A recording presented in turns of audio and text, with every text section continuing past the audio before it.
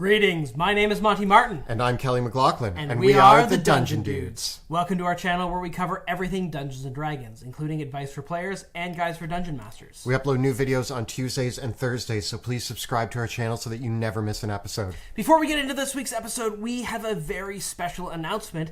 Kelly and I are launching our very first book for 5th edition on Kickstarter on June 28th. Dungeons of Drakkenheim is a 5th edition module for characters level 1 to 13, set within a ruined dark fantasy city gripped by cosmic horror. This campaign is based on the original live stream that we did right here on YouTube and Twitch, and we have adapted the characters, events, locations found in that original game into a combination of a campaign setting and a module that you can run for yourselves, where you and your players get to decide the fate of Drakkenheim for yourself. So many of our viewers were inspired by our Drakkenheim campaign, and so we have created this book so you can run it for your very own with your own player characters. We've designed over a dozen unique personal quests that your player characters can select that weave into the storyline of Drakkenheim as your characters decide the ultimate fate of the city, choosing which of the 5 different factions they will make as their allies, who they will hold as their enemies, and what they will do about the strange magic that has infested the city of Drakkenheim. Not only that, but this book is filled with terrible monsters inspired by dark fantasy and cosmic horror. We've included rules for horrible mutations that could befall your players as they venture into the contaminated ruins of Drakkenheim. We've also developed all new spells that your characters can use to survive in the ruins or smite their enemies by embracing the contaminated magic. So follow us on Kickstarter using the links below to be notified when the campaign goes live on June 28th. And now, let's get to this week's topic. A few weeks ago, Kelly and I put out a video on the different party roles that characters can take up in Dungeons & Dragons 5th edition. This is a bit of our philosophy about how every character can fall into one or more of the different roles of the frontliner, the beatdown, the support, the utility, the negotiator, the investigator, and the explorer. And this spurred a lot of discussion, both in the comments and in our patron community, where people were wondering, okay, what is the party that captures all of these roles? And it kind of brought out this question of, what is the strongest party composition in Dungeons & Dragons 5th edition? So we thought that we would have a little bit of a thought experiment and explore our answers to this question.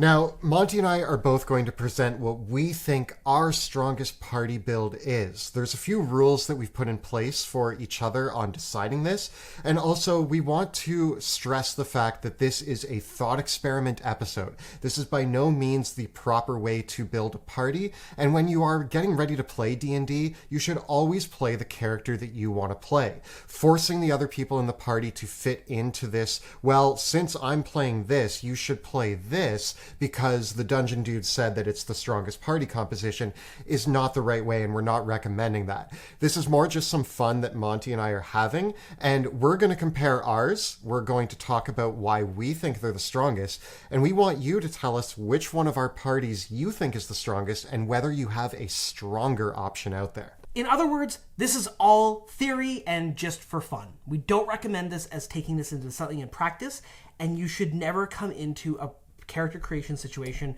demanding that the group play this theoretically most optimized group, because we think everyone should play the character that they want to play. And we actually have an episode on that right up over there.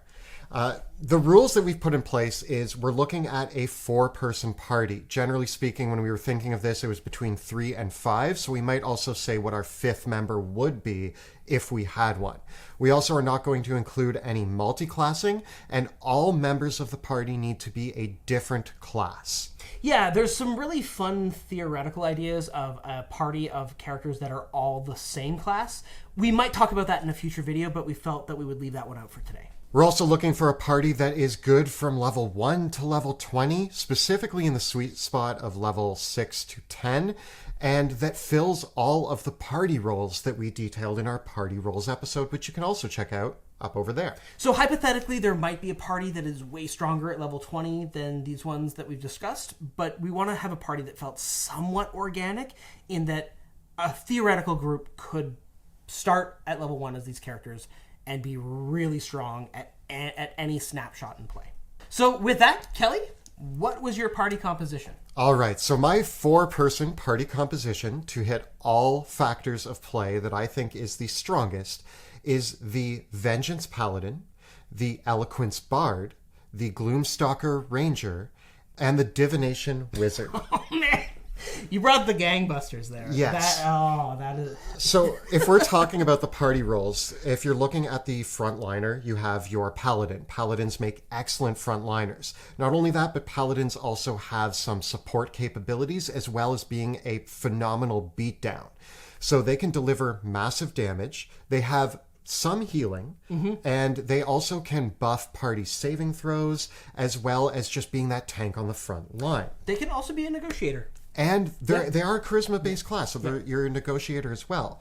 Then we move on to the Eloquence Bard, who's going to take the role of the negotiator most of the time. They're going to be the face of the party. They're going to deal with all the social situations, but also with their spell and utility capabilities, their ability to buff and change the dynamic of the party and excel it into really incredible ways that are just going to end combat encounters is phenomenal. Bards are great at that and can fill so many different roles. I think an Eloquence Bard supporting an Oath of Vengeance Paladin is off the chain.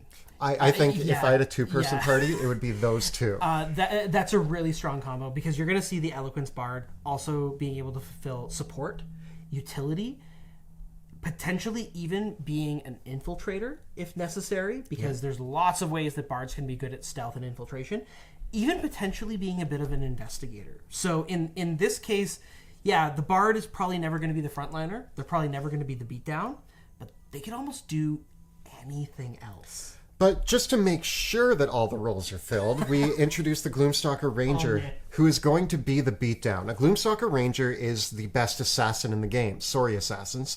And their ability to end the biggest threat on the table in like the first round of combat is incredible. Not only that, but because it's a ranger, you're going to have your exploration covered. Not only that, but again, bards and rangers all have slight utility and healing abilities mixed in there. So although my party dynamic doesn't have a prominent healer, everything in here has the option of bringing an element of healing into play.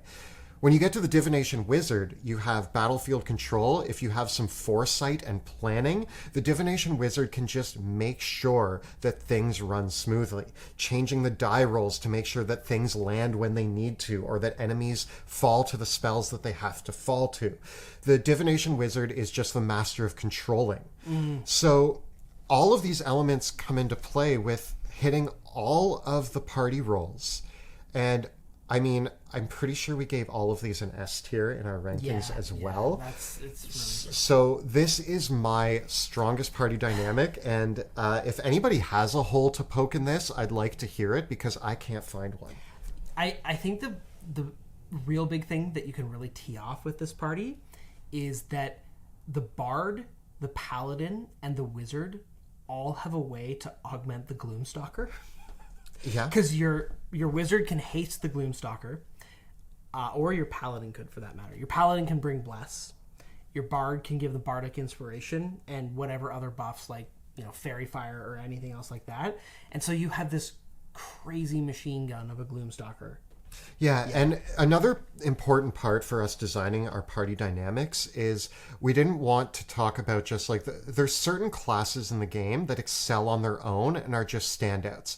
But I think what's really key about this is that all of the party members can actually push the other party members to excel at what they're already doing. So you have this really nice synergy where all of them are propelling each other up. Yeah, because even the Gloomstalker can help everyone else with infiltration by bringing something like Pass Without Trace to the group. Even the Gloomstalker can help in an infiltration because they get disguise self.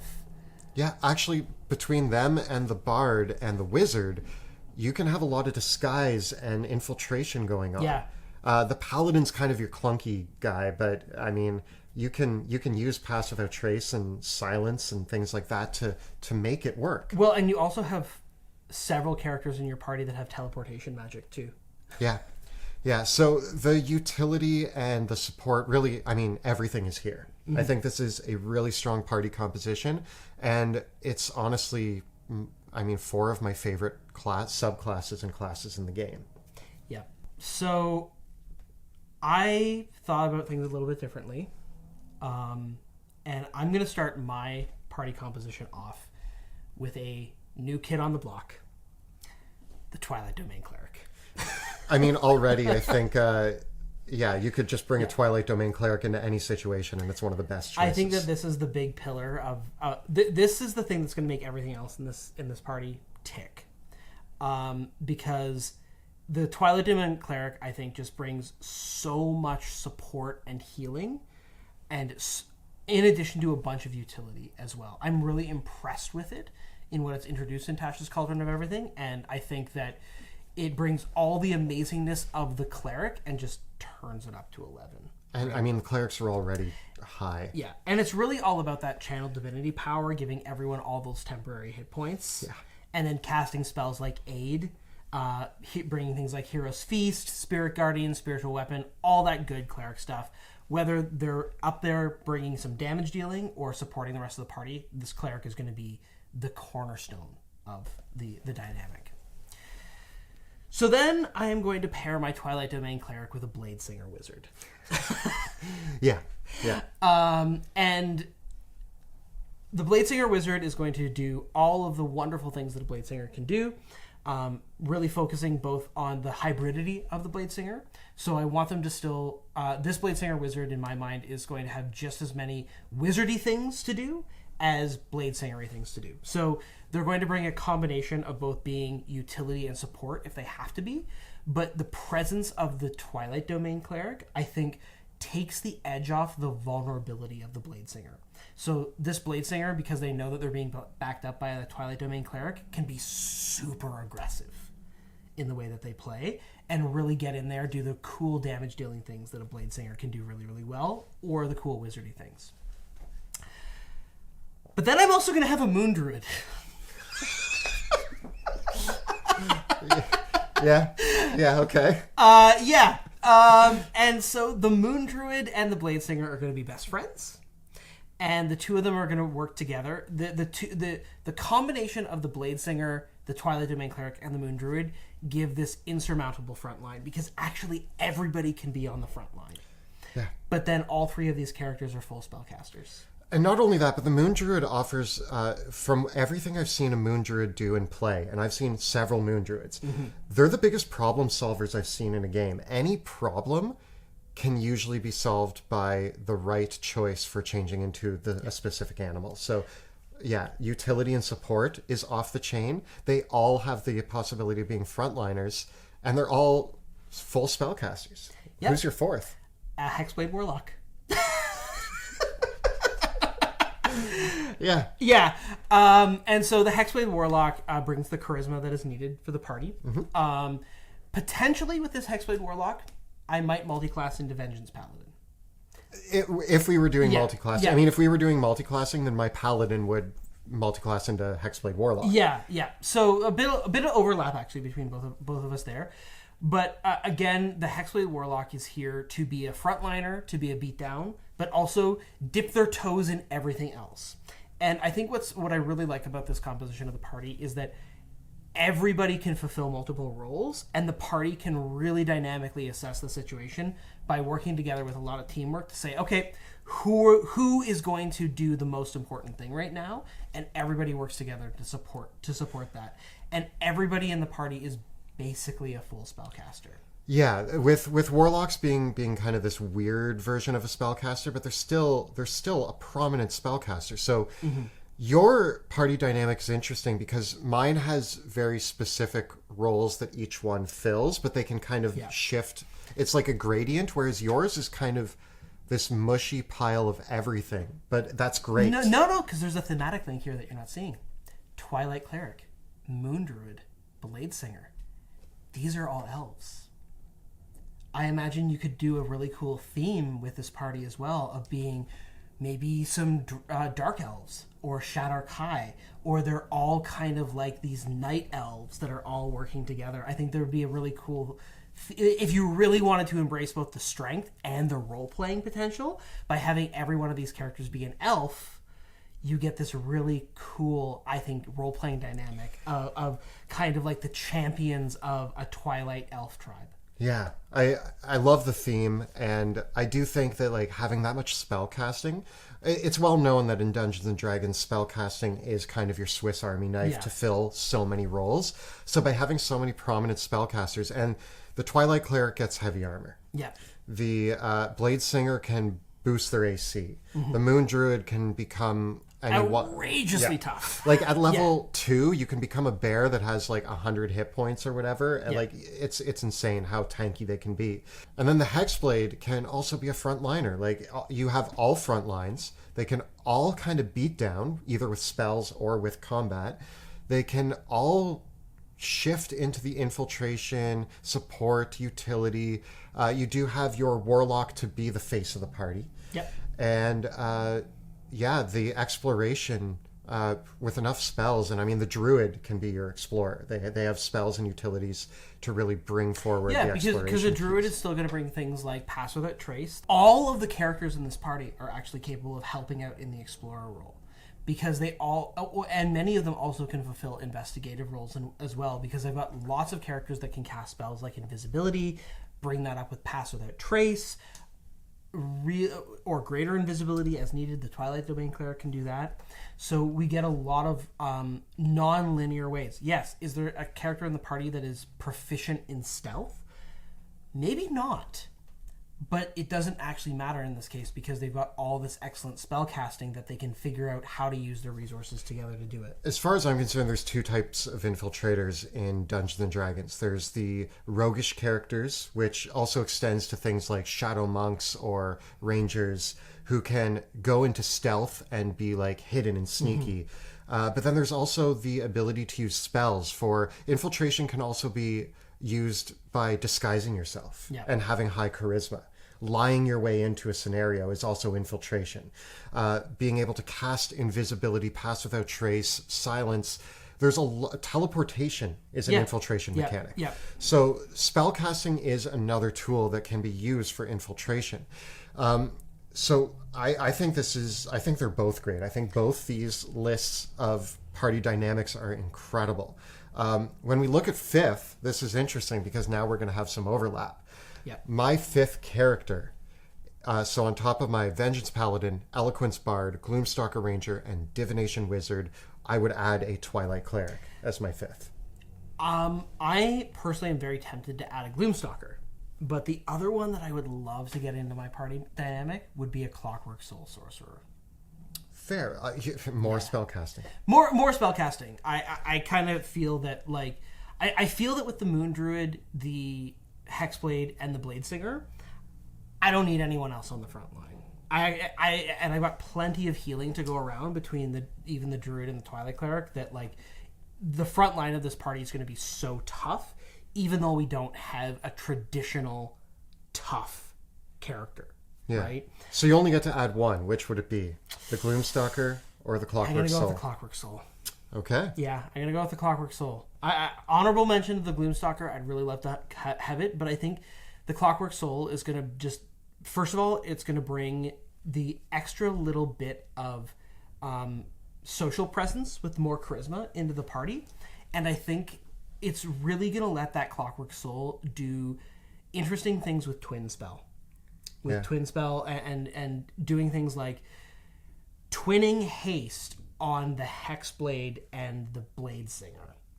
And then they can have their own spells in play, and everybody gets to figure out in the moment who's going to fill what role. And yes, a lot of teamwork is going to be required, but I think that's what I go with. Awesome. So then the question becomes, which one of our teams is stronger? And do you think that there is a stronger 4-party option that follows our guidelines? And remember, this isn't about these parties fighting each other. We're thinking about them in general adventuring situations based on the various party roles that we try to cover. I think that both of these groups would actually be a ton of fun to play. Yeah. I think that you'd have your work cut out for you as a dungeon master. Yeah, if you're a dungeon master and your group comes to the table with one of these party dynamics, that's where you throw CR out the window and you're like, Yeah. oh, you're a level 1 party, we're going to fight CR5. Like, I don't know. Yeah. They could probably handle just about anything that you throw at them, especially if they're a group of competent players who have played D&D for a while and understand the rules and mechanics. Then all of these subclasses can excel pretty far. Yeah, I do. Now, it's not to say that the other classes that we didn't mention, like, we didn't bring a fighter in here, and I really agonized over whether or not I wanted to have a fighter in my party. At one point, I had a zealot barbarian in mind. I thought about, can I get a rogue or a monk in here? And it really didn't feel like... I almost used an arcane trickster. Yeah. Almost. But the Arcane Trickster is one of those that I think we discussed really stands out on their own. Yeah. And, like, does offer a lot in terms of what they do at the table. But their synergy with the rest of the classes isn't necessarily there. That's not to say that they're a bad choice. If you replace the Gloomstalker in my party with an Arcane Trickster, it's still going to be a phenomenal party dynamic. Actually, I think that would work really well. I just think that the Gloomstalker might bring a little bit more to the rest of the group than an Arcane Trickster, which is weird, but I can actually see that case. I can see that case. I think that would be a cool swap if you had to do it. I think in thinking about this question, it really got me thinking about things like synergy and teamwork, and just how much those things can have an impact in D&D. And I think that the lesson out of this that I want to think about is that so often, even when you're not creating a party in this way, because I don't think it's, again, as we said at the start, it's not a good idea for everybody to sit down at the start of the campaign and say, okay, who's playing the Gloomstalker? Who's playing the Twilight Cleric? Who's doing this? Don't do that.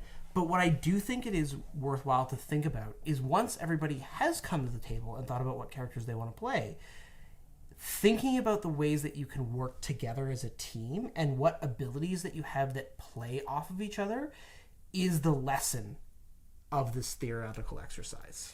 Yeah, I think that what was interesting is in the many variations that we did while coming up with our party dynamic, the ones that we ended up not using were based on whether or not their abilities synergized well as a whole.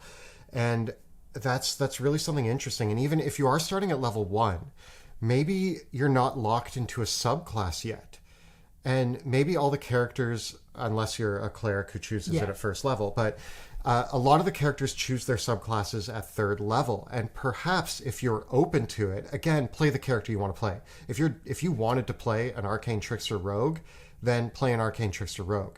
But if you're unsure what rogue path you're going to go or what ranger path you're going to go, etc., and you get to that point and you can kind of figure out how cool of a dynamic you can build at the table with everybody being happy with what they're playing, then think about that. Think about how that synergy is going to work, and you can come up with some really powerful playing options. And I think as well, it's one of those things that when we talk about character builds and creating characters, we often think about things in a vacuum where it's just our character, because that's the only thing that we can really control for. And we don't often discuss, how two characters can play off one another, whether that is teamwork in a problem-solving or combat situation, or playing off each other in a role-playing situation as well. And so I think that one of the things that you and I like to encourage for a role-playing perspective is making characters that have relationships with each other at the outset of that campaign. And I think that that's more important than, optimizing, I'm going to play the fighter, I'm going to play the rogue, we're going to get sneak attack, go. Yeah. Right? It's much more important to think about the role-playing dynamic with each other than anything else. You and I love theorizing about optimization, but really in our hearts, we love the role play and the characters that we bring to life. Yeah. But that's not to say that we don't enjoy sitting down and smashing out numbers for hours, trying to figure out what is the strongest, because for us, that's part of the fun of the game. And we hope that this thought experiment has been fun for you to play along with. And I'm excited to hear some other 4-party dynamics that you think are just incredibly powerful. I'm sure there's something that we really missed. We really had to cap it down for this, because as soon as we opened up the door to multi-classing, it kind of just, it's like the Wild West at that point. Yeah, and you can kind of do crazy things. So definitely I think that is the biggest thing, is 4 characters, no multi-classing, has to be good from level 1 to level 20. Yeah, because you can also make some pretty incredible 20th level builds. Yeah, that just but like at that point you can cherry pick like the most ideal thing and have like that character that takes 2 levels of all these different classes. And yeah, and also like at 20th level you have prime feat choice and all of that, so you're really building up this sort of synergistic web, but it's not always going to work that way. So looking at levels 1 to 20, you want it to be just as strong at level 1 against level 1 scenarios as it is at level 20 against level 20 scenarios. Yeah. So this has been a look at the strongest party dynamics in Dungeons & Dragons 5th edition. Tell us which of our builds you thought was the strongest and what your strongest 4-party build is in the comments below. The videos that we create on our channel are made possible thanks to the incredible generosity of our Patreon supporters, many of whom joined us for our monthly writer's room to help us think about what some of these potential combinations could be. If you enjoy the work that we create here on YouTube and want to help support our work, please consider joining us on Patreon by following the links in the description below. And don't forget to check out our live play Shadows of Drakkenheim, which airs Tuesday nights at 6 p.m. Eastern on Twitch. You can find all the previous episodes right up over here. And we have plenty more conversations about character builds and more right up over here. Please subscribe to our channel so that you never miss an episode. Thank you so much for watching, and we'll see you next time in the dungeon.